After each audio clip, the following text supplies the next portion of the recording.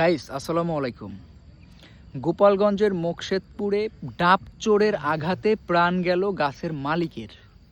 শুনে বিষয়টা খারাপ লাগছে। গতকাল রাত 8টার সময় মোয়াজ্জেম শিকদার নাম করে গাছ মালিককে মারধর করে হত্যা করা হয়েছে। জিনিসটা কতটা খারাপ সেটা আপনারা বুঝতে পারতেছেন যে কিছুদিন আগে আমাদের টুঙ্গিপাড়া স্ট্যান্ডে 2টা গ্যাঞ্জাম হয়েছে এই ডাব নিয়ে।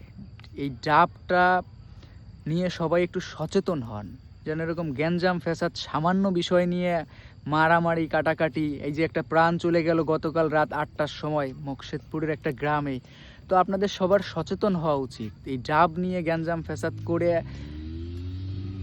কি হচ্ছে? খালি খালি গ্যাঞ্জাম ফ্যাসাদ, মারামারি কাটাকাটি, এই যে একটা প্রাণ চলে গেল।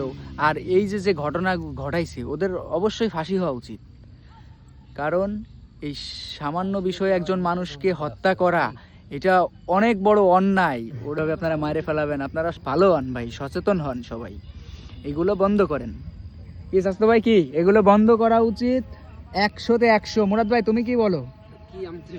শোনো নাই, এই যে ডাব চুরি করতে গেছে, মালিক এসে দেখে ফেলছে, সেই মালিকই মারে ফেলাইছে গতকাল রাত্রে 8টায়। শখ ভাই এই ব্যাপারে কিছু বলেন ভাই। অবশ্যই পুরো ডাব বেচা তো শুরু, হ্যাঁ ডাবের থেকে শুরু করে ডাব গাছের থেকেও পারতে দেওয়া যাবে না, ডাব গাছের থেকেও আর পারতে দেওয়া যাবে না। গাইস তো সবাই ভালো থাকেন, এই ডাব নিয়ে একটু সচেতন হন, মারামারি কামড়াকামড়ি এগুলো বন্ধ করেন, যার যারটা শেষে খান।